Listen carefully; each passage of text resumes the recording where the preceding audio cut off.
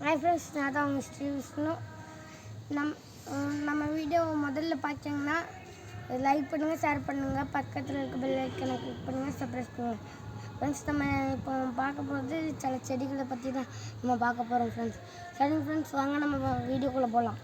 First செடியை நம்ம பார்க்க போகிறோம் ஃப்ரெண்ட்ஸ். இது பேர் தான் உன்னி பழ செடி ஃப்ரெண்ட்ஸ்.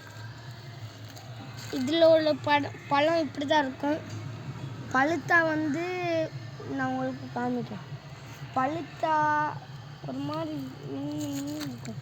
இது ஒரு பழமும் பழுத்து ரெண்டா பழுத்து இதுதான் பழுத்தா இப்படி தான் இருக்கும். இது சாப்பிட்லாம் உடம்புக்கு நல்லது.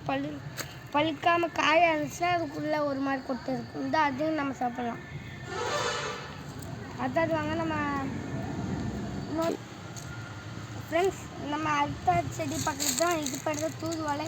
இதில் உள்ள இலை இருக்குல்ல, இந்த இலையை அவிச்சு தண்ணி குடிச்சிங்கன்னா நம்ம உடம்புக்கு நல்லது ஃப்ரெண்ட்ஸ். அதில் ஒரு சாறு இருக்குது. அதை அவிச்சு அதில் உள்ள சாறை வெளியே அந்த தண்ணியோடு சேர்ந்துச்சு ஃப்ரெண்ட்ஸ்.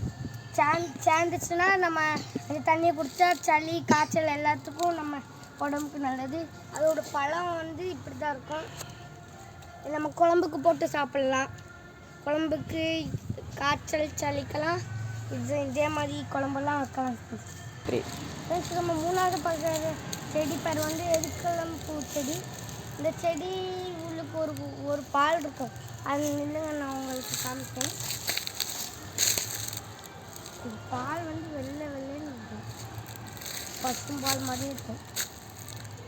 இந்த இருக்கு பார்த்தீங்களா ஃப்ரெண்ட்ஸ், இந்த இருக்கு அதோட பால். உங்களுக்கு தெரியும்னு நினைக்கிறேன். இந்த பால் காலில் அடிப்பட்டால் போடலாம். கண்ணில் பட்டால் கண்ணு தெரியுமா போயிடுவாங்க.